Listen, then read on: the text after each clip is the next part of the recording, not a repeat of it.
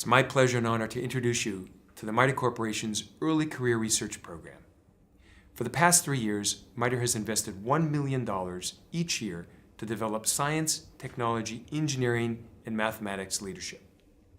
Created within MITRE's Innovation Program, the Early Career Research Program helps develop critical leadership skills, including how to perform research, how to manage a research project, and how to communicate results effectively. The Early Career Research Program is highly selective, and each participant pursues a particular research challenge under the careful guidance of an experienced research mentor, often simultaneously pursuing an advanced degree. Many participants work half-time on the direct program, accelerating transition of their research to MITRE sponsors. Now in its third year, the program has contributed to the development of 20 extraordinary individuals. Prior participants have had their work externally recognized, for example, as best papers at conferences, and even acquiring direct funding from the government. So, please lean forward and enjoy meeting one of MITRE's early career researchers. Hi, my name is Amanda Anganes, and I'll be talking to you today about the work that I did for my ECRP, which was focused on how we can improve usability evaluation methods themselves by analyzing those methods.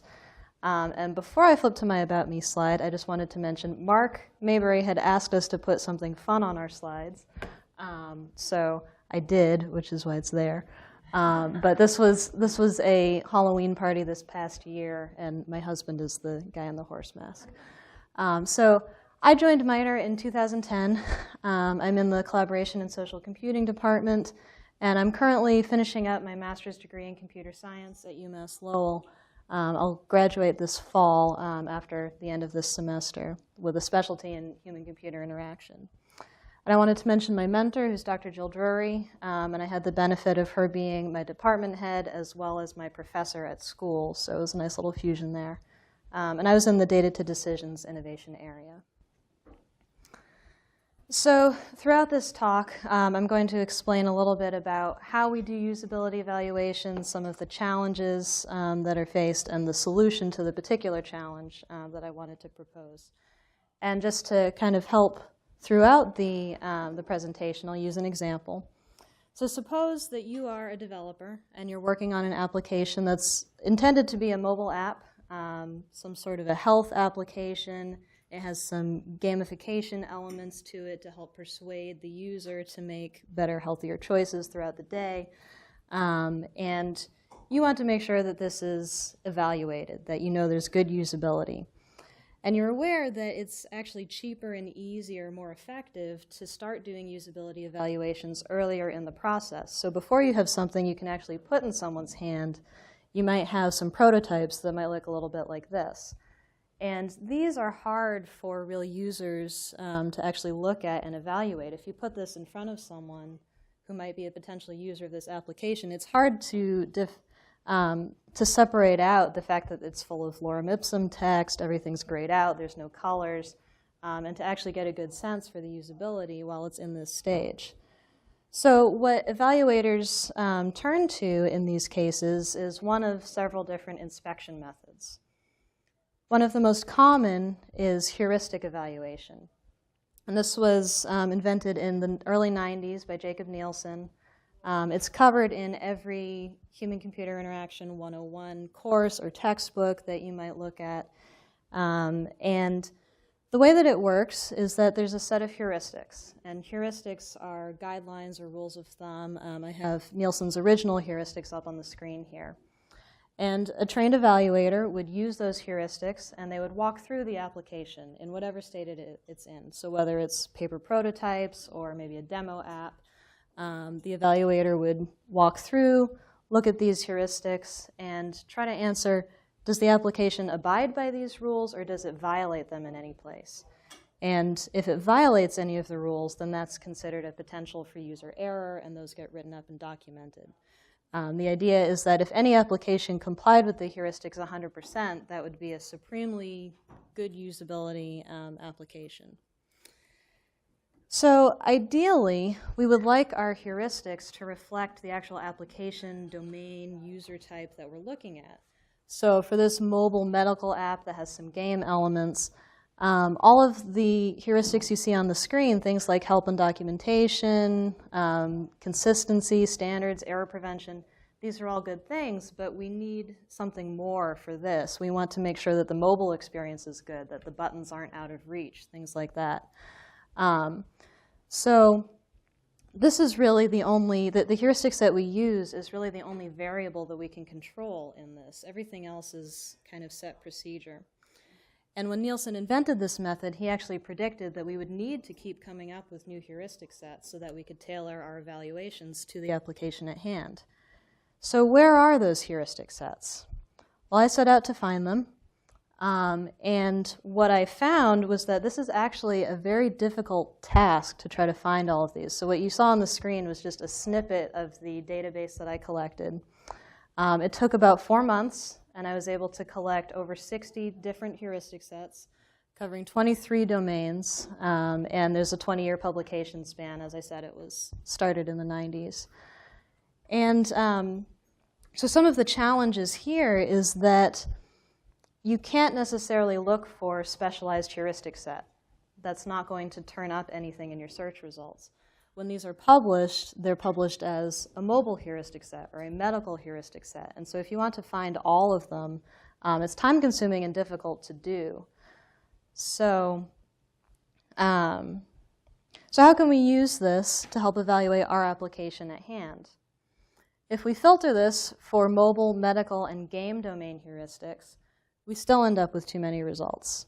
Here we have 18 heuristic sets, and if you look at some of the potential differentiators, there are between 0 and 362 citations. Maybe we want papers with more citations, maybe we don't, we're not quite sure. There are between 6 and 165 individual heuristics per set. Do we want more? Do we want less? What is better? We're not really sure. And there's a 9-year publication span here, so are newer heuristics better? Are they improving on something? We, again, are not really sure. So I set out to look at what tells us whether a heuristic set is actually good. What's the research being done in this area? And what I found is that there's a lot of comparative studies being done, looking at usability evaluation method A and evaluation method B. Which one is better than the other? How do you compare them? What different things can you compare? What things can't you compare? But there wasn't a lot going on in the space of determining whether usability evaluation method is, on face value, a good method. So this kind of set off a light bulb for me that what usability practitioners who are trying to wade through these seas of heuristic sets, all of these options, what they really need is a way to measure quality. And so I set out to try and figure out how could we develop a method that could be used to measure quality of these heuristic sets or usability evaluation methods in general.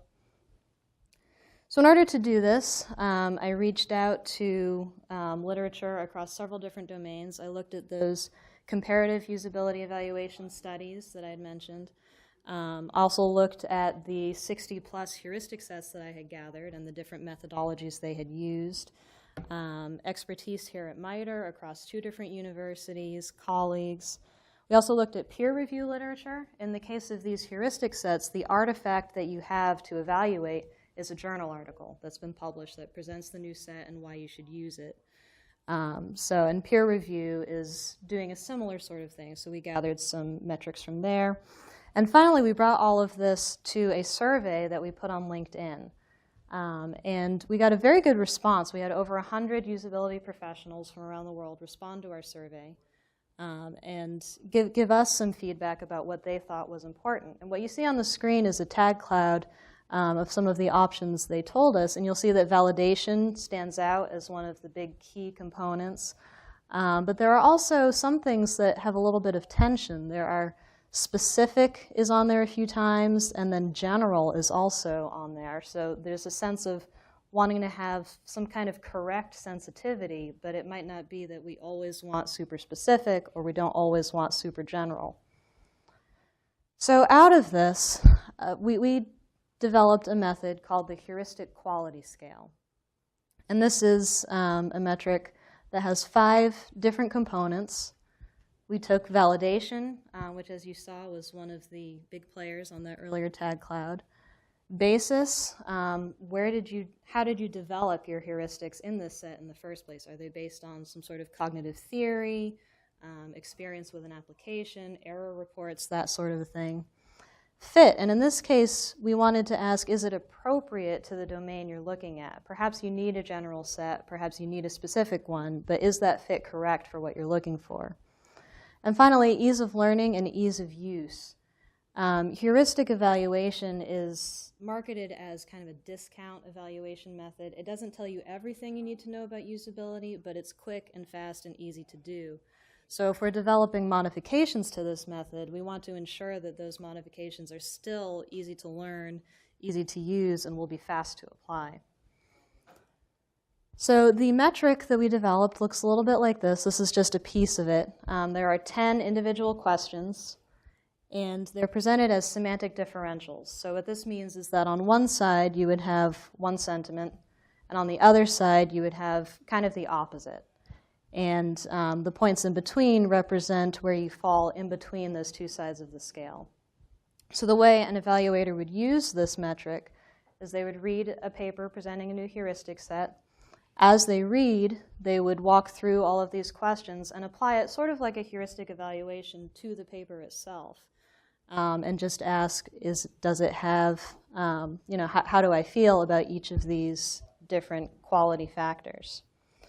Once they've completed this, the 10 results from each question can be compiled into a single score, 0 to 100, where 0 is the lowest, 100 is the highest. So what do those scores actually mean? We set out to do a validation study to find out what these scores could tell us about a given set. And what we found was a few different things. So we ended up having 19 participants. We again recruited from LinkedIn. And one of the first results we found was that the scale is internally consistent. So for anyone who's up on their statistics, we had a Cronbach's alpha of 0.88, which is very high. And we also found that a factor analysis of our questions showed that we had a single strong factor. So what that means is we're measuring one thing, and there aren't any superfluous questions that aren't getting at what we're really measuring. We also found that if you look at the results of the scores, what you see on the screen are 5 different papers that we had evaluated during this study and the mean scores that were produced from each of those papers. And what we found was that good papers, the ones that are in the 70s and above, had a statistically significant difference between poorer papers that rated lower. So this is a good thing. It tells us that we can actually differentiate between good and poor papers with this scale. However, we found that inter-rater reliability, so if I measure a heuristic set and you measure a heuristic set with this scale, it's not very likely that we will agree very closely. So what that means is that it's still a little bit subjective. This is utilizing the expert's judgment as they evaluate this heuristic set. But if we look at some analysis of sample sizes, what you see on the screen are some random samplings of 3, 7, 11, and 15 sets of results from this study for a given paper. And what we find is that as you increase your sample size up to around 10, they actually converge on the mean. So what this means is that if several evaluators were to look at a given paper and submit their scores, you could average those out, and this would give you a somewhat reliable score for an expert consensus on how well this paper does. So what does this score mean? How would we use this scale as a practitioner or as a developer? So as an individual, it can help you to choose in between options. So what I've shown on the screen here is a rubric that someone created for how to decide what to watch on Netflix tonight. And it's a metric that gives you a described procedure for how to determine that. So as an individual, you could look at several different heuristic sets. You could score each of them and choose the one that scores the best. In the aggregate, we can actually utilize all of the expertise that's out there and do some crowdsourcing of usability scores. So what I showed for an example was Rotten Tomatoes, which is not a great analogy. But in this case, experts on movies submit their scores, and they're all averaged up together, and the user who wants to pick a movie goes to the site, searches, finds something that has a high score. That's what they want to watch. So what I envision for the future is that we could create a heuristic wiki where all of these heuristic sets could be loaded up, tagged, and usability professionals across the globe could submit their ratings for each of these heuristic sets. And over time, the ones that are good and the ones that are not good would be revealed through those aggregate scores. So this is a real-world problem. I'm happy to report that this coming fiscal year, I actually have a direct sponsor tie-in to this work. The VA is looking at how to best evaluate electronic health record applications. And one of the incentives for looking at this is that NIST recently published a very large document, it's over 100 pages, that describes a method they came up with for evaluating EHRs. And this is a very onerous process. It takes a lot of materials, resources, time. And the VA would like to know, is this really needed? Could we come up with a different method that would give us good results that's perhaps not as intensive as this? So they're really interested in this question of how do we determine what a good usability evaluation method is. So finally, I wanted to just comment on the program a little bit. One of the big things that I learned was that there's a lot more to running a research project than just executing the research. So I took a snippet from the FastJump ECRP definition, and the words I highlighted in blue are all very important things. They're good things that you need to think about, but they're not actually executing and implementing the research. That's a smaller portion of everything that's involved in executing a successful project. So this was a big thing to learn, and it kind of feeds into the second bullet I have on there, which is that scoping is hard. When I initially proposed this idea, I proposed that we could develop a system to automate evaluation just through computerized methods. And what I found as I started decomposing that task was that it was very large. It involved a lot of steps along the way that would need to be completed in order to make that a reality. And so I had to take a step back and say, okay, at 50% for 1 year, what could I accomplish that would actually put usable tools into practitioners' hands today and be achievable in that time span? And the final thing is to not be shy about reaching out for help. And there were several components to this. So one was that I was a little dubious about using LinkedIn as a resource for finding usability professionals. And once I got plugged into that, it actually turned out to be a really useful resource. I had hundreds of people respond to my survey. I had several respond and actually participate in the research study. Many of them commented that they were interested in the results and wanted to keep following up with the research. And it was a really great way to just access that pool of experts. And additionally, just from a project standpoint, the ECRP program is designed to be an individual effort. The 50% coverage is supposed to go just towards the recipient. And what I chose to do towards the end of my project was I realized that I was really lacking in certain expertise. I don't have a strong statistics background. And I also didn't know a lot about good experimental design. So some of the initial validation studies I had designed did not turn out very well. The results weren't very good. And so I ended up bringing someone on about 15% towards the end of the year just to help assist me with the research. And that was a really good decision. I think we were able to accomplish a lot. I learned a lot, and I think the results were very good. So with that, I'd like to say thank you, and I can take any questions. What would you consider to be your biggest challenge? I think scoping was really the biggest challenge, just figuring out, this was a big area that I wanted to investigate, and trying to determine how I could break it down and chunk it out into a piece that you could pull out that would still work towards the eventual goal. That was a really difficult thing that I struggled with. So after this experience, do you think that you will want to run more projects in the future, or are you washing your hands and walking away? Oh, I'm definitely interested in working on other projects and being in leadership, but I think it's the whole team component is really important, and that was one thing that I might suggest as the ECRP program continues to evolve, that a lot of project management is just building that right team, getting the right resources, the people with the expertise that you need assembled. And I feel like that would be a really good component to learn as part of this introduction to project leadership. I had a technical question.